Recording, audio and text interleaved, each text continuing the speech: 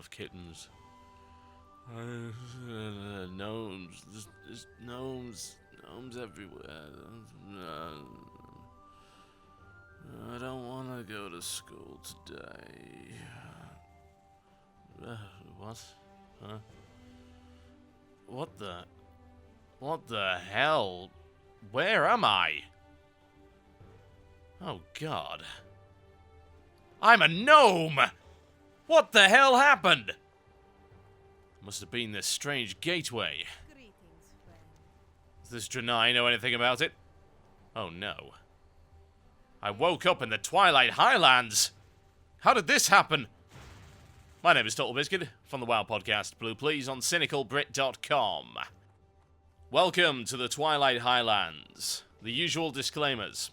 Firstly, this area is not open in the beta at present. It is unfinished, which means everything you see here can and very well may change over the course of the next few months.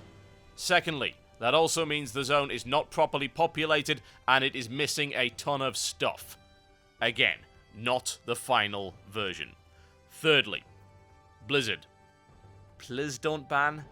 I accidentally woke up in the Twilight Highlands. It's not my fault. I was just trolling away in Mount Hyjal and suddenly everything went black. Must have been out, I don't know how long it was out. Someone broke or stole my watch. Somehow I suspect the goblins. And then I woke up here. I don't know. Might as well make the most of it while I'm here. Can't blame me, I was kidnapped. Hoodwinked. Welcome to the Alliance Town in the Twilight Highlands, ladies and gentlemen. This goes by the name of Highbank. It's not all that high, actually, and I don't really notice any banks here either. Whatever the case, there are two towns on the coast of this area. There's an Alliance one and a Horde one, and they are very close to each other indeed. So let's take off and let me show you as much of this zone as I can. So that's Highbank. It's still under construction, not quite ready yet. This is a very recent fortification. As opposed to the final zone of Wrath of the Lich King, where we had to attack from airships, in this case, we've been able to make a beachhead, as it were. However, it hasn't quite gone to plan. So, we both landed here around the same time, and it looks like we've decided to take it out on each other, more so than anything else. Notice an Alliance banner there. Warfare going on between Alliance and Horde NPCs. Guys from the Highbank, and these guys, the Axebite. That is not the name of the Horde area. I will show you that momentarily. I'm currently playing from the perspective of an Alliance. Simply because this zone is much closer to Alliance territory than it is to Horde at present. The zone is next to the Wetlands, by the way. Close to Loch Madan. Not too far from Ironforge. Now, you might recognize the name Dragonmoor. They were a clan of orcs that were featured quite heavily in the book Rise of the Horde by Christie Golden. Up until now, they've been pretty hostile. There were some hanging around the Shadowmoon Valley. God knows how they actually got there in the first place. It's indeed located south of Black Temple, specifically. Their leader there was Zullahead the Whacked. Lord knows why it's called that. But whatever the case, now that's all been dealt with, and they're now part of the Horde again, so there's been some kind of reconciliation. Now, you might want to know about these guys, because they are the opposing faction to the Wildhammer clan in the brand new battleground Twin Peaks, which is supposedly located in the Twilight Highlands. Now, this is an odd little bit of scenery right here. It's a Goblin outpost. Looks like we've got Horde Zeppelins there. Some of this area is a no-fly zone, and it's not really populated by anything. It doesn't also appear to have any kind of name. You actually trigger the fatigue bar if you go out to it. But the weird thing is, they also have those gnomish flying machines. I think at this point we've got to assume some kind of neutral flight hub.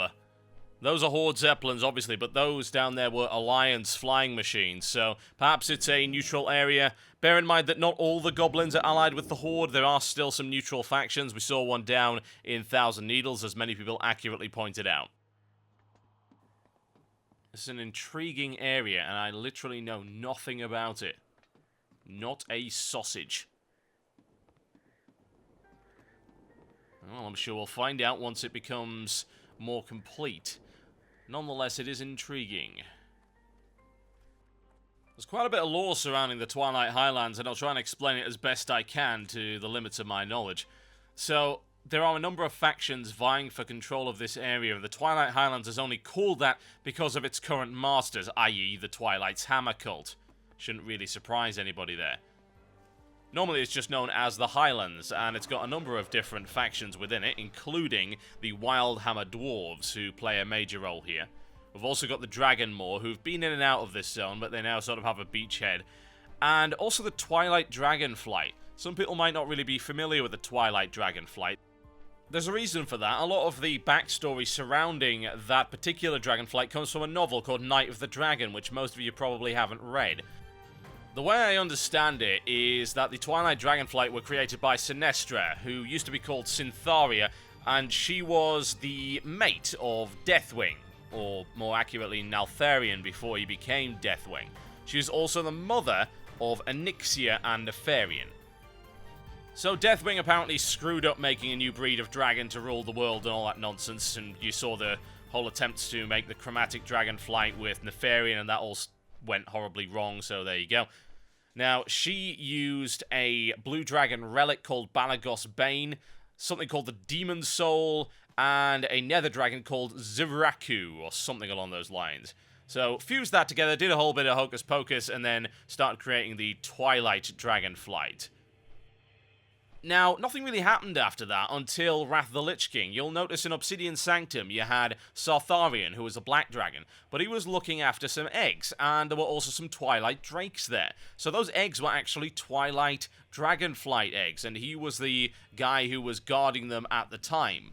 So there is a little bit of information in there. Also, those of you who've been into Ruby Sanctum will be aware of Halion, the Twilight Destroyer. He's a really big, nasty Twilight dragon. And he is involved in trying to break up the Wormrest Accord and sort of shatter the other dragonflight so that they can gain supremacy and dominance. And now in Cataclysm, there's a lot of stuff regarding the Twilight Dragonflight, and that's involved in the Twilight Highlands. Now at this point, most of you aren't listening to me right now, and I don't really blame you, because welcome to the Sarlacc. Yes, indeed. The Weeping Wound, as they call it. Rather unpleasant. Now, you will notice the name of those tentacles, Izarath. Now, I have no idea at all what Izarath is. There is no information on the internet whatsoever. I've looked around, can't find it. There is an assumption that he might be another old god that they're trying to resurrect, and it looks like they've succeeded partially. This is the inside of his stomach. Delicious. That's all I know about him, I'm afraid. There is nothing else that I can find on the subject at all. Whatever the case, I'm just glad he hasn't digested me. Those tentacles do not aggro, but they do have about 400,000 health each. Now, what else is going on in the Twilight Highlands? Well, there are a few things. Needless to say, the elementals are involved somewhere. There's a nice fiery area over here.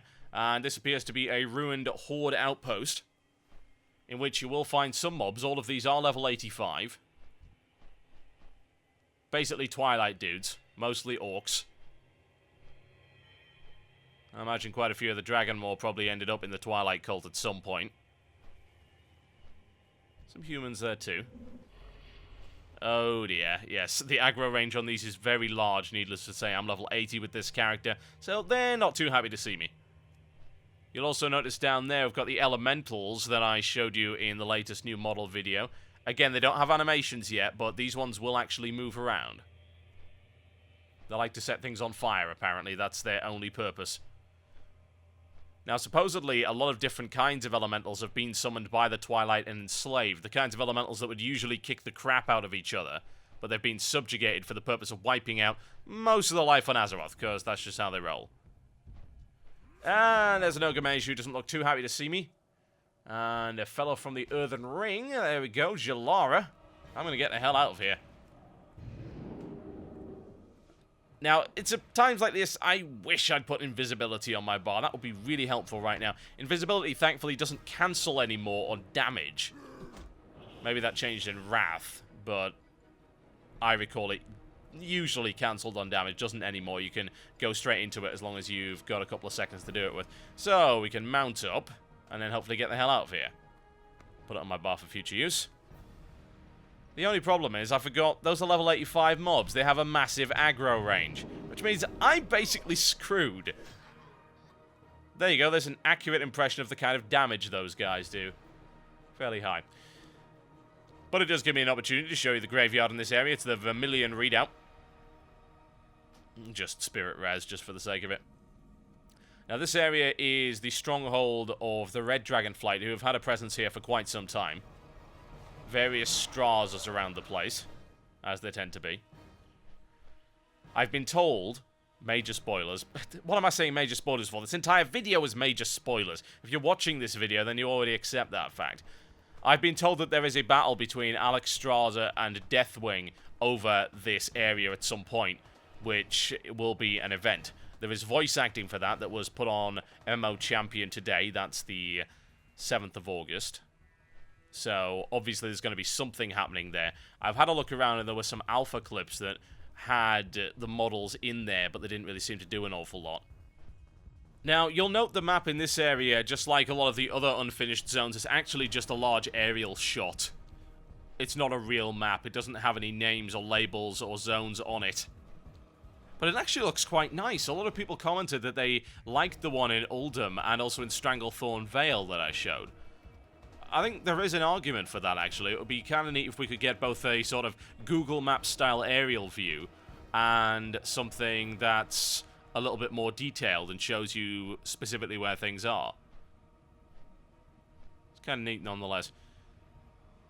A lot of Twilight encampments around here, as you can imagine. A number of these ruptures in the earth that are spouting foul purple energies. I have no idea what they are, but Twilight's big into purple, so I guess that's part of the scenery. It's very sparkly, I'll give it that, and it makes the sky go dark when you go near it. Now, there are a number of Alliance and Horde encampments around here. This is the major one right here. It's Victory Point. Unfortunately, they're not doing all that well. I might call it Victory Point, but I think that's a little premature. We'll also speak to another the Wild Hammer down here, who seems to recognize me. I believe there's 3 Wild Hammers, if I recall correctly. Also Cassius the White, the Commando. We can't really do much with them. They do have quests, but what he does say is we've got to stop Cho'Gall from creating an ultimate weapon. So the lore behind Cho'Gall, as far as I know at this stage of the beta, is that he is possessed by the reborn spirit of Cthulhu, or some such nonsense. And he is in the Twilight Bastion raid. He's going to be the final boss of that. Either that or he's going to be the final boss of Grim Batol. I can't remember which. As far as I recall, Grim Batol is a level 84 to 85-ish 5-man, and then the Bastion of the Twilight is the raid. Speaking of the Bastion of the Twilight, we're actually approaching that area right now. This is the Twilight Citadel. It's heavily fortified. A lot of ogres, a lot of Ettins around here as well. This area is under attack by the Alliance. There was another area that's under attack by the Horde, which is the other side over to the west there. Move in here and see what we can see. A lot of very unpleasant individuals. A little bit of gruel going on there as well. The number of actual mobs in this zone is massive. And this particular area is so well fortified. I imagine this is probably all going to be phased, and if there is any final assault on this area, it's going to be something pretty epic. Look at that. Yes, indeed. That is the Bastion of the Twilight. In order to get there, we have to fly all the way through this heavily fortified pass. Or just fly over it. That works too. They weren't really thinking about their air defense, apparently. Ah, we're stuck in vanilla. They'll all attack from the ground. There are a number of placeholder models around here. All of these are called the Ascended. There's a couple of ethereals of different types. There is also an ogre around here, if I remember correctly. A lot of dead dragons around here. Black dragonflight as well as red. There's an imprisoned red dragon here called Lyra. She actually calls out for help in the chat log, but there's nothing we can do right now. I imagine that's part of a quest to rescue her at some point. Now, you'll notice large battalions of elementals here of various types. I can give you a look at the new-bound water elementals. They're actually down there right next to the fire. Sky is dark and unpleasant and covered in twilight drakes. Move down and see what we can see. Here we go. There we go. That's the model for the bound water elemental. Obviously fairly similar to the fire. They're being kept separate. I don't think water and fire like each other somehow. Also a number of these Twilight Drakes and Twilight Paladins. So, those of you who are busting a blood vessel over the idea of Tauren Paladins, try Twilight Paladins. Yeah. Now, this is what I really want to see. This is the centerpiece of the zone. We'll have a look at it in just a moment. Patience, patience, people. We'll have a look at the rest of the fortifications. It's actually surprisingly populated. I didn't think there'd be this many mobs around, considering how Oldham was set up. Another one of those ascended guys. PH, by the way, if you hadn't already figured it out, means placeholder, so that's going to change. And here we go, the centerpiece of this area. Nice slow scroll up to the top. What a piece of architecture. Extremely impractical, but very evil. Now, we can't get high enough, but what we can see if we pan around is there is a circular portal-style thing at the top, which I have to assume is an instance portal, or at least it will be. Not at the moment, however. Very nice-looking area. The Twilight Citadel area is quite large, and there are a couple of other things left in it, so we'll just head down here for a moment. Like in the purple. Big on that. You'll note down here there is some kind of altar, and this is actually guarded by somebody. A blind guardian, in fact. The Altar of Ascension is what it's called.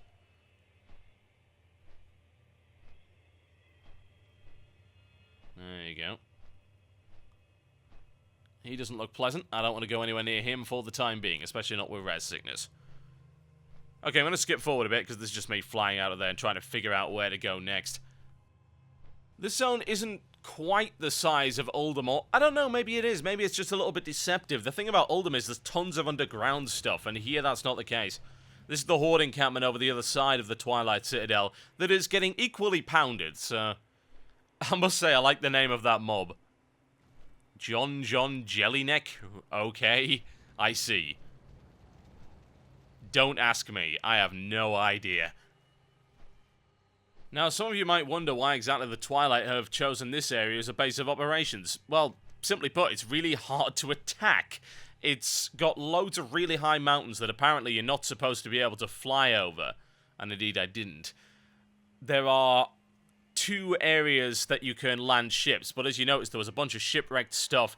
It looks very perilous across the board, so yeah, it's not a nice area, very inhospitable.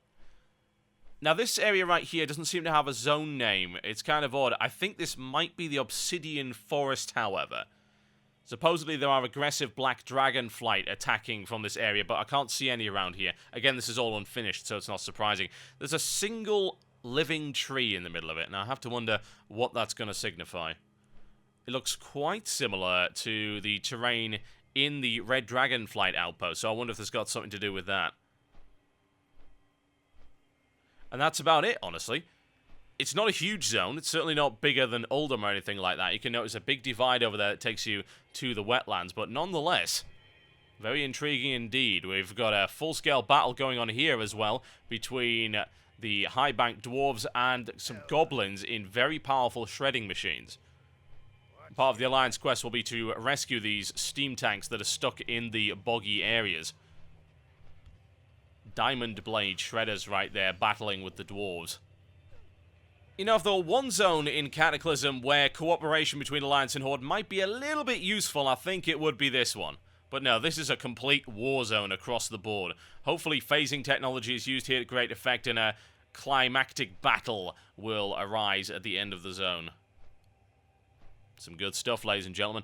My name's been Totalbiscuit, and you've been having a look at the incomplete version of Twilight Highlands. Oh yeah, one last thing. Check out this buff in the top right. You remember that banner we saw on the beach earlier? If I'm not too mistaken, that looks like a return to Silithis-style world PvP right here. I'll see you next time.